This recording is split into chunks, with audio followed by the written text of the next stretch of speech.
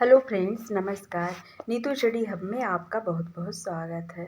यदि आप हिंदी नेट टेस्टी PhD LT grade super TET KVS या अदर वनडे एग्जाम की तैयारी कर रहे हैं तो यह आपके लिए इम्पॉर्टेंट प्रश्नों की सीरीज है।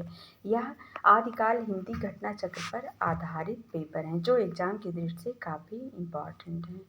चलिए देखते हैं। सिद्ध साहित्य से जुड़े कुछ महत्वपूर्ण तथ्य। सिद्ध साहित्य में रहस्यवाद का बीज मिलता है। डॉक्टर राम कुमार वर्मा ने कहा है, गोरक्षपा को नाथ संप्रदाय का प्रवर्तक मानना चाहिए क्योंकि इन्होंने सिद्धों के संप्रदाय से वज्रयान की परंपराओं में विशेष संशोधन करते हुए नवीन सिद्धांतों का प्रतिपादन किया। शांतिपा अपने पांडित्य के कारण कलिकाल सर्वज्ञ भी कहे जाते हैं। सिद्ध कवियों के नामों में पा शब्द जोड़ना आदर्श सूचक है। संध्या भाषा नाम मुनिदत्त एवं आई वज्र द्वारा दिया गया है। आचार्य रामचंद्र शुक्ल के अनुसार सिद्धों की उद्धृत रचनाओं की भाषा देश भाषा मिश्रित अपभ्रंश या पुरानी हिंदी की काव्य भाषा है। बौद्ध धर्म विकृत होकर वज्रयान संप्रदाय के रूप में देश के पूर्वी भागों में बहुत दिनों से चला आ रहा था। इन बौद्ध तांत्रिकों के बीच वामाचार अपनी चरम सीमा में पहुंचा। वज्रयानियों की योग तंत्र साधनाओं में मध्य तथा स्त्रियों का विशेषतः डोमिनी रज की आदि का अबाध सेवन एक आवश्यक अंग था। वज्रयान में आकर महासुखवाद का प्रवर्तन हुआ। प्रज्ञा और उपाय के योग से इस महासुख दशा की प्राप्ति मानी गई है। इसे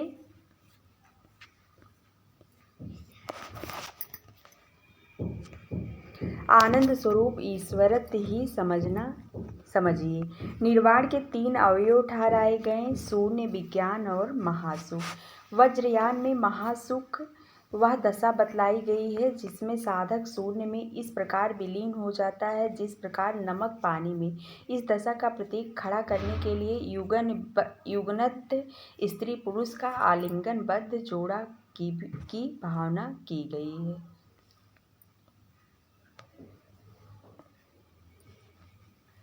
कौल कापालिक वज्रयानियों से निकले हैं।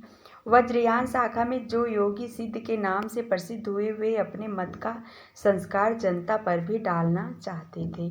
सिद्धों में सबसे पुराने सराह सरोज वज्र भी नाम है इनका, जिनका काल डॉक्टर विनय तोष भट्टाचार्य ने विक्रम संवत 690 निश्चित किया है। सिद्ध साहित्य की प्रमुख विशेषताएं हैं: गुरु महात्म्य, जीवन का आशावादी संदेश, तंत्र साधना, उल्टी साधना, परावृत्त का उल्लेख, पंचमकार, 5 मकारादि मत्स्य, मास, मध्य, मुद्रा और मैथुन उचित माने गए हैं। रहस्यात्मक अनुभूति, बाह्य आडंबरों, पाखंडों, सामाजिक कुरीतियों, जाति पाति वर्ण भेद का विरोध, सहज साधना, सुख भोग की वकालत। नाथ संप्रदाय, नाथ साहित्य। आचार्य रामचंद्र शुक्ल के अनुसार जिस प्रकार सिद्धों की संख्या 84 प्रसिद्ध है उसी प्रकार नाथों की संख्या 9 है। सिद्धों की वाम मार्गी भोग प्रधान योग साधना की प्रतिक्रिया के रूप में आदिकाल में नाथ पंथियों की हठ योग साधना आरंभ हुई। नगेंद्र संपादित हिंदी साहित्य का इतिहास में यह कथन है। राहुल सांकृत्यायन के अनुसार नाथ पंथ को सिद्धों की परंपरा का ही विकसित रूप मानना चाहिए।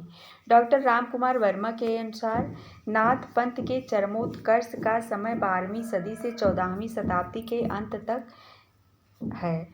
नाथ पंथ से ही भक्त काल के संत मत का विकास हुआ था जिसके प्रथम कवि कबीर थे। संधि काल के उत्तरार्ध में सिद्धों के वज्रयान की सहज साधना नाथ संप्रदाय के रूप में पल्लवित हुई। नाथ संप्रदाय की साधना के तत्व हैं: वैराग्य, इंद्रिय निग्रह, प्राण साधना, मन साधना, नाड़ी साधना, कुंडलिनी जागरण, षट चक्र भेद, सुरति शब्द योग, शून्य साधना इत्यादि। नाथ पंथ के प्रमुख कवि हैं गोरखनाथ। गोरखनाथ की रचनाएं तथा उनके वर्ण विषय। पीताम्बर दत्त बड़थवाल के अनुसार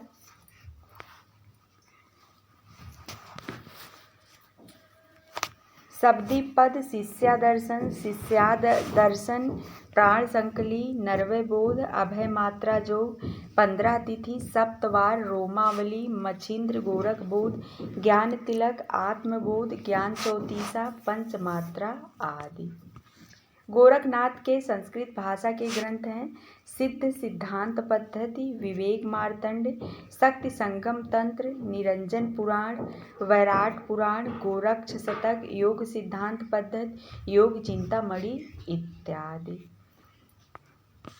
गोरखनाथ की रचनाओं के वर्ण विषय हैं गुरु महिमा इंद्रिय निग्रह प्राण साधना वैराग्य कुंडलिनी जागरण निवृत्त मार्गी जीवन दर्शन शून्य समाधि नीति साधना इत्यादि। आचार्य रामचंद्र शुक्ल के अनुसार गोरखनाथ के ग्रंथ विराट पुराण योगेश्वरी सारणी गोरख गणेश गोष्ठी महादेव गोरख संवाद गोरखनाथ जी की 17 कला गोरख बोध दत्त गोरख संवाद गोरखनाथ की बानी इत्यादि। सिद्धों और योगियों की रचनाएं साहित्य कोट में नहीं आती और योग धारा काव्य साहित्य की कोई धारा नहीं मानी जा सकती। गोरखनाथ की हठ योग साधना ईश्वरोपासना के बाह्य विधानों मूर्ति पूजा बहुदेववाद को छोड़कर ईश्वर घट के भीतर ही ईश्वर प्राप्ति को लेकर चली थी जिसमें मुसलमानों के लिए भी आकर्षण था।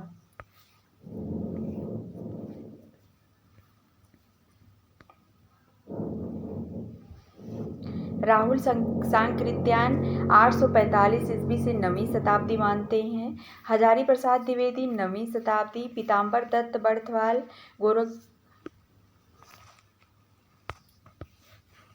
गोरखनाथ का जन्म मानते हैं। पीताम्बर दत्त बड़थवाल 11वीं शताब्दी रामचंद्र शुक्ल व राम कुमार वर्मा 13वीं शताब्दी मानते हैं। रामचंद्र शुक्ल इन्हें पृथ्वीराज चौहान के समय का बताया है। मिश्र बंधुओं ने इन्हें हिंदी का प्रथम गद्य लेखक कहा। ये नाथ साहित्य के आरंभकर्ता एवं हठ योग के प्रवर्तक हैं। गोरखनाथ जालंधर नाथ चरपटनाथ तथा नागार्जुन नाथ व सिद्धों दोनों में गिने जाते हैं। गोरखनाथ जालंधर नाथ चरपटनाथ तथा नागार्जुन नाथ व सिद्धों दोनों में गिने जाते हैं। गोरखनाथ की रचनाओं का संकलन डॉक्टर पीताम्बर दत्त बड़थवाल ने गोरखबानी शीर्षक से किया। हजारी प्रसाद द्विवेदी ने नागरी प्रचारणी सभा काशी के सौजन्य से नाथ सिद्धों की बानियां शीर्षक पुस्तक का संपादन किए हैं। द्विवेदी जी के अनुसार वज्रयानी सिद्धों की पुस्तक रत्नाकर जोपम की कथा के आधार पर राहुल सांकृत्यायन इन्हें 9वीं शताब्दी का मानते हैं।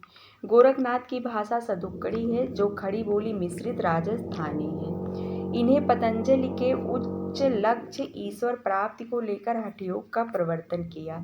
हिंदी साहित्य में इन्होंने 60 चक्रों वाले योग मार्ग का प्रवर्तन किया।